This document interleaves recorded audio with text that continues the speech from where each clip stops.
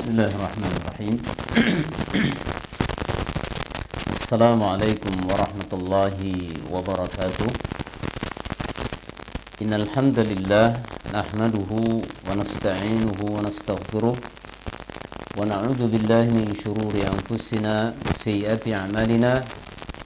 Man yahdihillahu fala mudilla lahu wa man yudlilhu fala hadiya lahu. أشهد أن لا إله إلا الله وحده لا شريك له جل عن الشبيه والنظير وأشهد أن محمدا عبده ورسوله وصفيه وخليله أرسله ربه بالهدى ودين الحق ليظهره على الدين كله ولو كره المشركون. اللهم علمنا ما ينفعنا وانفعنا بما علمتنا وزدنا علما. أما بعد.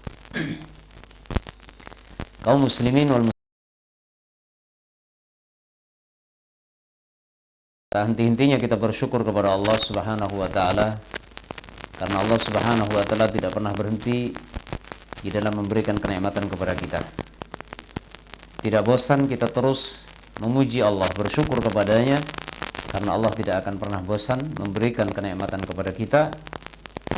Dan khususnya pada kesempatan sore yang berbahagia ini, alhamdulillah Allah Subhanahu wa taala kembali mempertemukan kita kembali dalam kajian kita membahas kitab Al-Adabul Mufrad.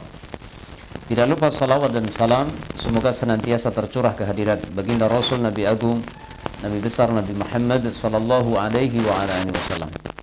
Semoga Allah Subhanahu wa taala memberikan taufik kepada kita untuk terus bisa memahami ajaran sunnah-sunnah beliau, kemudian bisa mengamalkan dalam kehidupan kita sehari-hari, sehingga kita berharap mudah-mudahan dengan itu nanti kita akan menjadi pengikut sejati beliau, yang nanti di yaumul qiyamah tempat tinggal kita akan didekatkan oleh Allah dengan tempat tinggal Nabi sallallahu alaihi wasallam, yaitu fi jannati al-firdaus, yaitu di surga firdaus. Amin. Amin.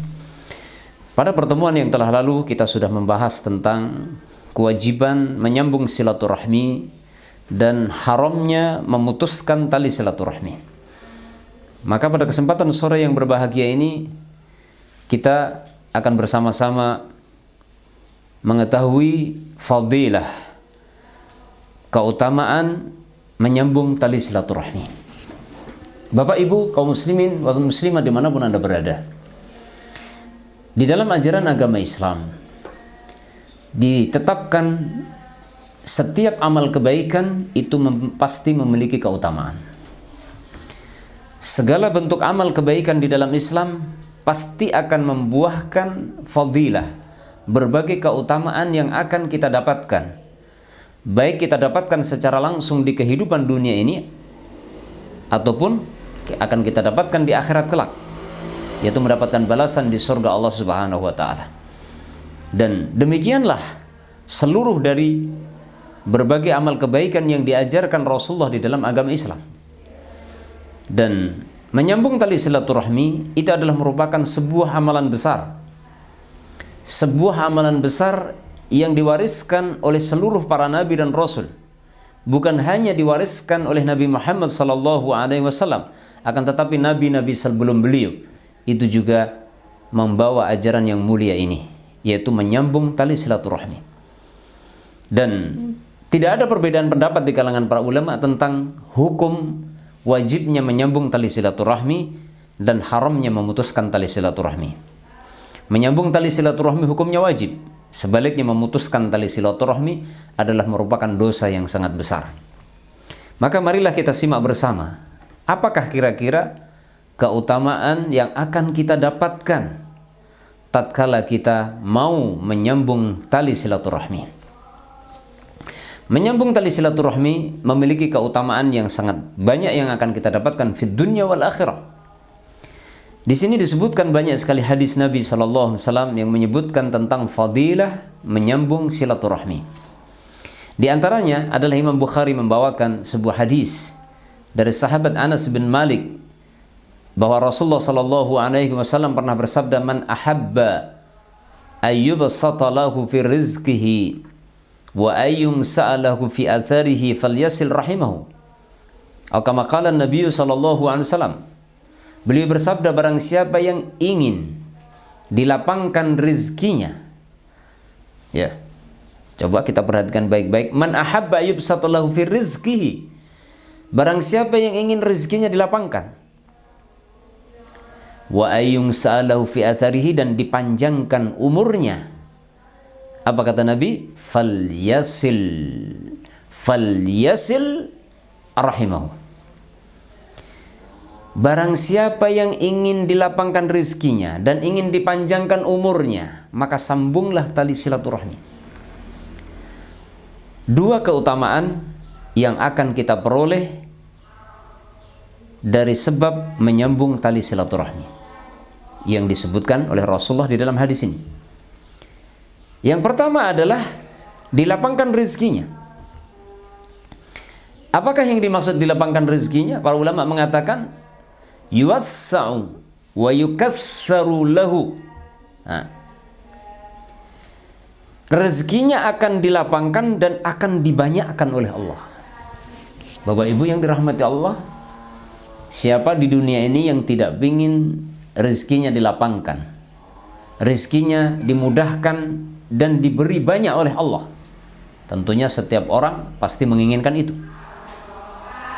Dan tidak mungkin seseorang akan mendapatkan lapang rezeki, tidak mungkin seseorang akan menjadi rezekinya menjadi mudah dan menjadi banyak, melainkan pasti harus melakukan sebab-sebab.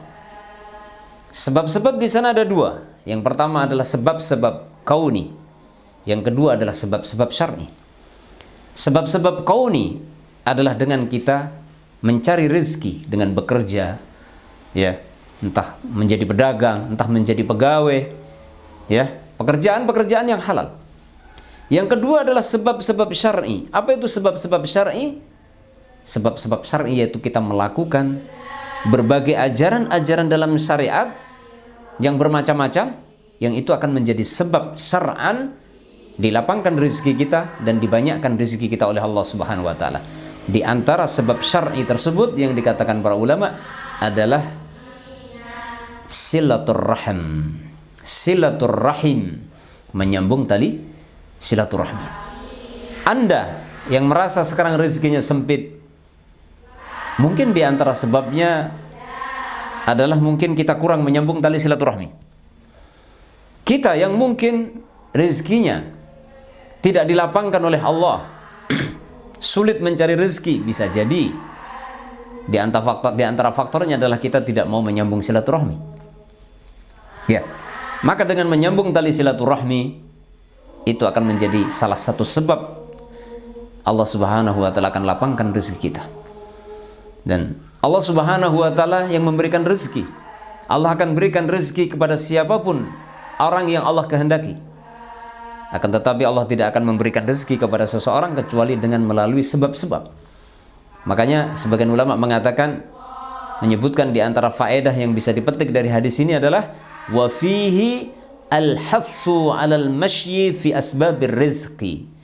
Di dalam hadis ini terdapat pengajaran agar kita mau berusaha melakukan sebab-sebab datangnya rezeki, baik itu sebab kauni, ya, ataupun sebab syar'i. Sebab kauni seperti kita bekerja, mencari pekerjaan, mencari lapangan pekerjaan, apapun yang halal. Kemudian yang kedua adalah sebab syar'i, di antaranya adalah dengan menyambung tali silaturahmi. Jelas hadisnya. Kemudian keutamaan yang kedua. Keutamaan yang kedua yang dijanjikan Rasulullah SAW bagi orang yang mau menyambung tali silaturahmi adalah wa ayyung sa'alahu fi atharihi, ya, ay yuakhir ajaluh. Di sini dijelaskan yung sa'alahu fi athari, yuakhir fi ajalihi. Maksudnya adalah apa? Ajalnya diakhirkan. Ya, ini menurut sebagian penafsiran, sebagian ulama mengatakan ya umurnya ditambah gitu. Ya, secara hissi. Ya. Secara materi umurnya ditambah, yang mungkin tadinya 50 tahun dengan sebab menyambung silaturahmi mungkin dipanjangkan menjadi 53, 55 dan seterusnya. Ini penafsiran yang pertama. Ya. Tapi di sana ada penafsiran yang lain, dipanjangkan umurnya di sini maksudnya adalah umurnya diberkahi. Umurnya tidak bertambah, akan tetapi umurnya tetap seperti yang telah ditetapkan oleh Allah dalam takdirnya, akan tetapi umurnya diberkahi oleh Allah sehingga walaupun umurnya tidak bertambah, akan tetapi keberkahan ada pada umurnya. Ya. Ini kurang lebih dua penafsirannya seperti itu. Di antara ulama yang menafsirkan penafsiran yang pertama adalah Imam At-Tirmidzi.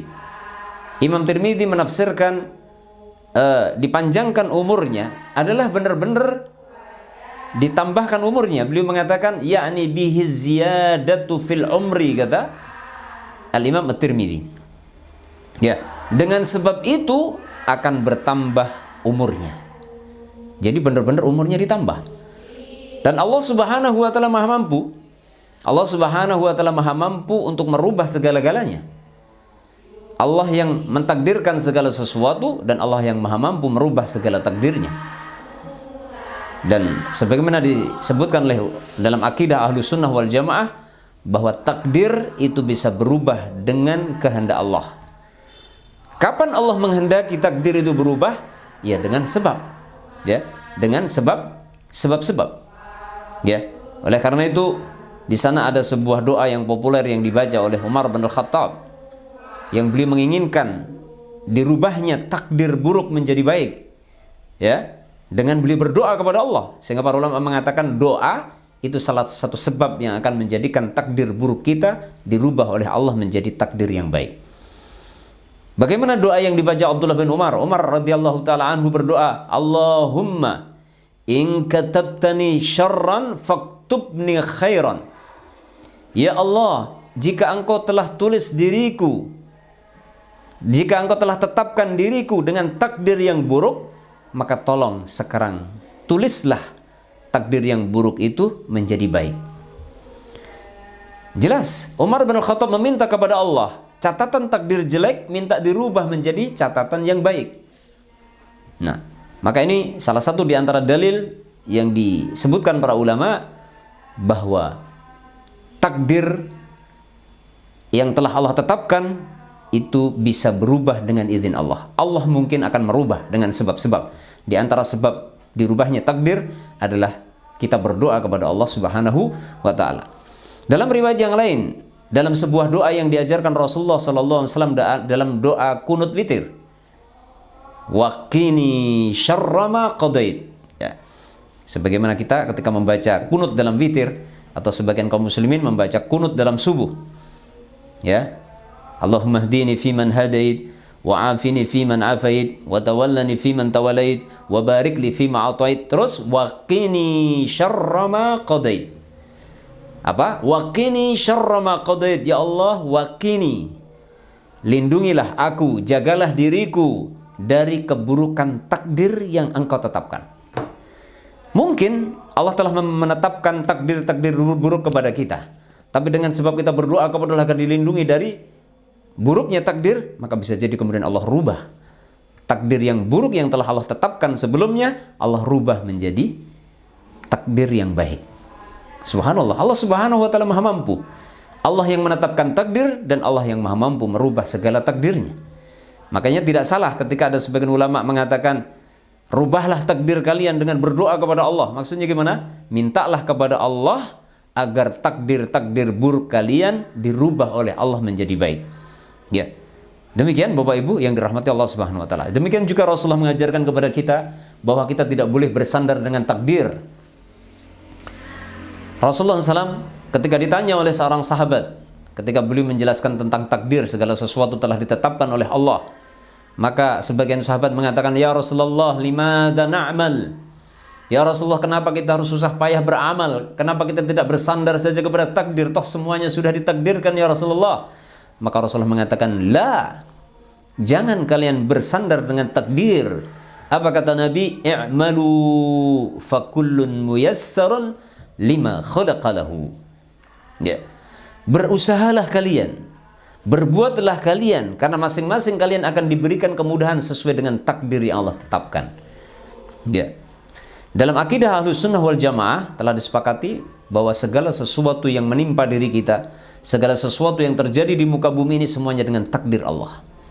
Ya, akan tetapi kita tidak mengetahui takdir Allah sebelum terjadi. Sehingga kita tidak boleh bersandar dengan takdir Allah, tidak mau berusaha. Itu dilarang oleh Nabi dengan dua alasan. Alasan pertama adalah kita tidak tahu yang ditakdirkan Allah itu apa. Ya. Kalau kita bersandar dengan takdir, bagaimana kita bersandar dengan sesuatu yang kita tidak tahu? Ya. Mungkin ada sebagian orang mengatakan setengah berputus asa, ya sudah saya pasrah kepada Allah, kalau saya ditakdirkan masuk surga nanti akan masuk surga, kalau saya ditakdirkan masuk neraka saya akan masuk neraka, dan tidak mau berusaha. Sementara dia tidak takdir sebenarnya, tidak tahu takdir sebenarnya ditakdirkan oleh Allah ahli surga, ahli neraka. Itu alasan yang pertama. Kita tidak boleh bersandar kepada takdir karena takdir tidak diketahui sebelum terjadi. Bersandar dengan takdir itu bersandar dengan sesuatu yang kita tidak tahu, dan itu adalah satu kekonyolan. Alasan yang kedua, banyak sekali riwayat-riwayat yang menerangkan bahwasanya takdir Allah itu bisa berubah dengan sebab-sebab. Allah menghendaki untuk merubah karena ada sebab-sebab yang menjadikan Allah menghendaki untuk merubah. Di antaranya adalah dengan doa dan lain sebagainya. Ya, dan banyak dalil dalam Al-Qur'an yang mengisyaratkan takdir itu bisa berubah dengan sebab. Di antaranya adalah takdir kesulitan bisa berubah menjadi kemudahan. Ya, salah satu contoh adalah sebuah ayat dalam firman Allah Subhanahu wa taala dalam surah Al-Lail ayat 5 sampai ayat 10. Allah mengatakan fa amma man a'ta wattaqa wa saddaqa bil husna fasanuyassiruhu lil yusra. Ya kan? Adapun orang yang mau memberi, mau bersedekah, membantu orang lain, wattaqa, mau memberi orang lain, mau membantu orang lain, dan bertakwa dan bersedekah dengan sedekah hal yang terbaik, maka kami akan mempermudah dia untuk menuju kepada satu kemudahan. Urusannya akan dimudahkan. Mungkin dulunya seseorang ditakdirkan serba sulit urusannya, tapi karena dia bertakwa, mau bersedekah, mau membantu orang lain, sehingga apa? Hal-hal yang tadinya ditakdirkan sulit dirubah oleh Allah menjadi mudah. Ya, sebagaimana juga dalam hadis Nabi SAW ketika Nabi SAW mengatakan, man yassara ala mu'sirin yassarahullahu fid dunya wal akhirah. Barang siapa yang mau mempermudah urusan orang lain yang sedang mendapatkan kesulitan, maka Allah akan mudahkan segala urusan dia di dunia dan di akhirat. Di situ kalimatnya fid dunya wal akhirah. Al jaza' min jinsil amal. Allah akan membalas kita sesuai dengan amal perbuatan kita. Ya. Kalau kita senang membantu orang lain agar mudah urusannya, ya, misalkan kita menjadi pejabat membantu kaum muslimin yang urusannya sulit, kita buat menjadi mudah. Kita melihat saudara-saudara kita banyak yang kesulitan dari rezeki, masalah rezeki, sulit cari pekerjaan, sulit cari ini dan itu, sulit cari berbagai manfaat dalam kehidupannya, kemudian kita bantu agar mendapatkan kemudahan untuk memudahkan urusannya, maka hal-hal yang ditakdirkan oleh Allah untuk kita sulit bisa jadi Allah rubah menjadi mudah. Sebaliknya dalam sambungan ayatnya Allah mengatakan wa amma man bakhila wastaghna wa kadzdzaba bil husna. Ya. Kalau tadi apa? Saya ulangi, fa amma man a'ta wattaqa wa saddaqa bil husna. Barang siapa yang mau membantu orang lain, memberikan bantuan kepada orang lain, mau bertakwa, wa saddaqa bil husna, dan membenarkan. Tadi salah terjemahan, dan mau membenarkan balasan yang terbaik, maksudnya balasan terbaik di akhirat, maka kami akan mudahkan dia untuk mendapatkan berbagai kemudahan, akan dimudahkan menuju jalan yang mudah. Sebaliknya, wa amma man bakhila wastaghna, dan barang siapa yang bakhil, ya, wastaghna, dan merasa cukup, tidak butuh kepada Allah, bakhil, pelit, nggak mau bantu orang lain, nggak mau nolong orang lain, ya, orang lain membutuhkan nggak mau bantu, dan dia merasa tidak butuh kepada Allah, wa kadzdzaba bil husna, dan mendustakan al husna, balasan di akhirat. Apa kata Allah? Fasanuyassiruhu lil usra, maka aku akan mudahkan, kami akan mudahkan dia untuk menuju jalan kesulitan. Mungkin tadinya dia mendapatkan berbagai kemudahan, tapi karena pelit, bakhil, merasa tidak butuh kepada Allah dan mengingkari adanya hari pembalasan, maka Allah rubah hal-hal yang mudah dijadikan sulit baginya. Ya, ini dijelaskan tafsirnya di dalam riwayat Imam Muslim. Ya. Dan subhanallah, Bapak Ibu yang dirahmati Allah, kalau kita baca hadis-hadis Nabi tentang masalah ini, maka sangat jelas sekali. Intinya, takdir Allah itu bisa berubah. Takdir yang buruk bisa jadi Allah rubah menjadi baik. Sebaliknya, takdir yang baik bisa jadi Allah rubah menjadi buruk. Ya. Dan seterusnya. Oleh karena itu, kita tidak boleh bersandar dengan takdir.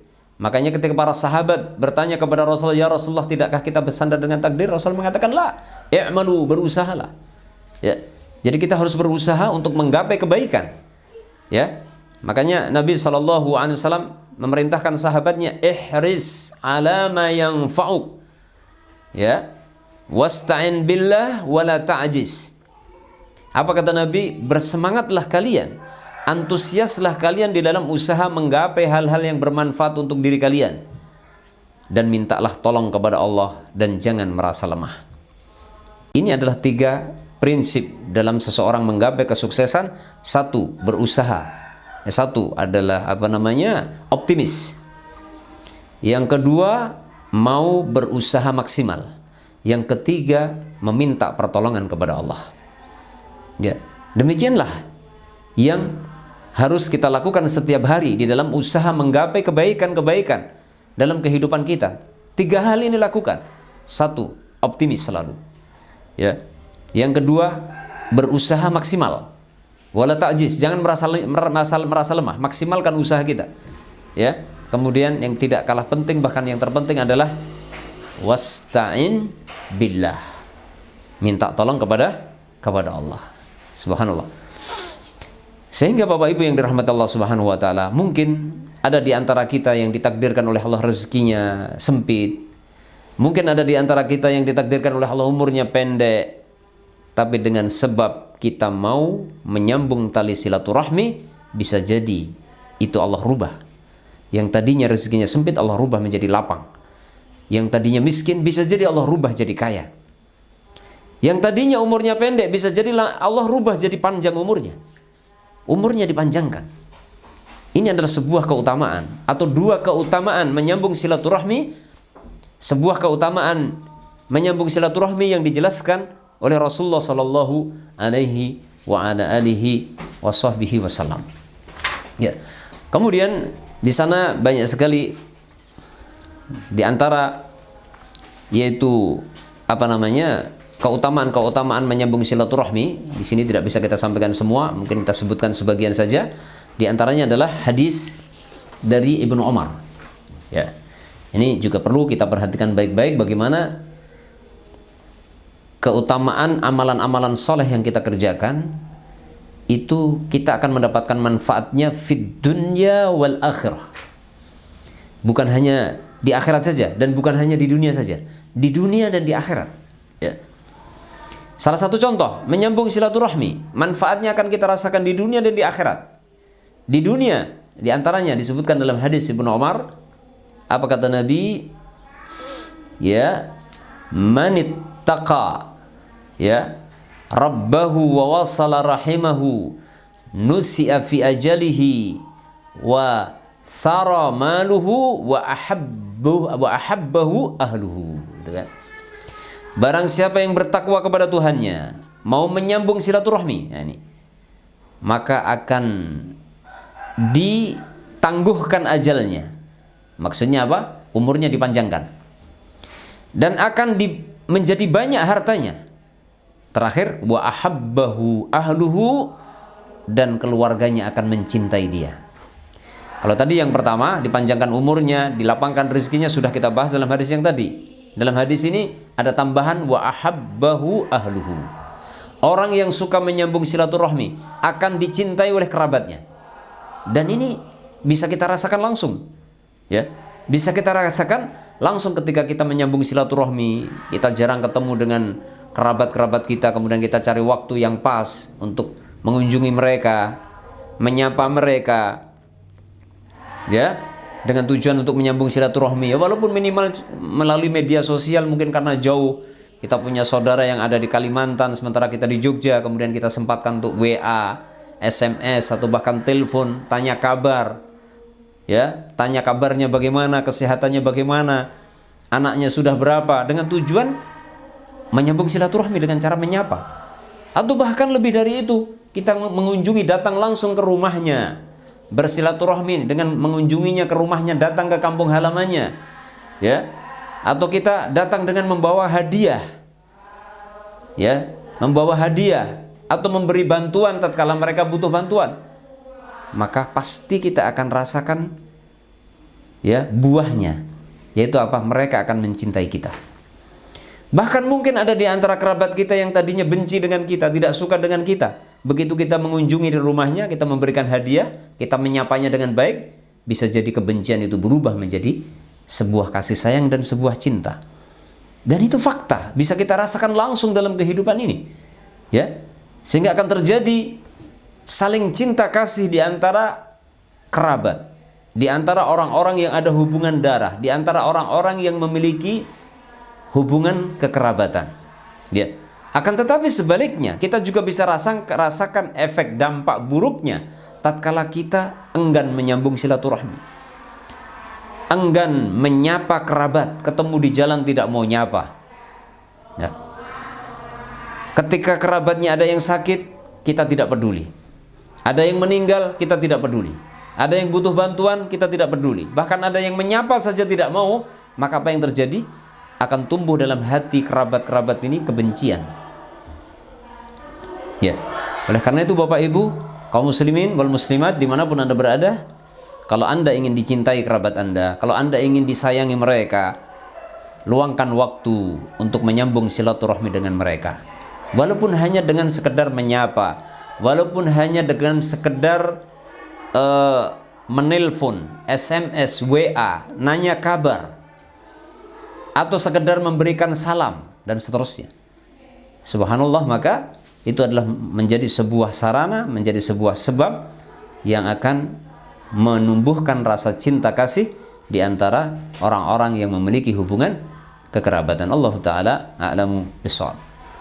Kemudian masih banyak lagi tentunya keutamaan-keutamaan menyambung tali silaturahmi, yang diantaranya adalah orang yang menyambung silaturahmi, di situ satu dengan yang lain di antara mereka akan diberikan keberkahan hidup.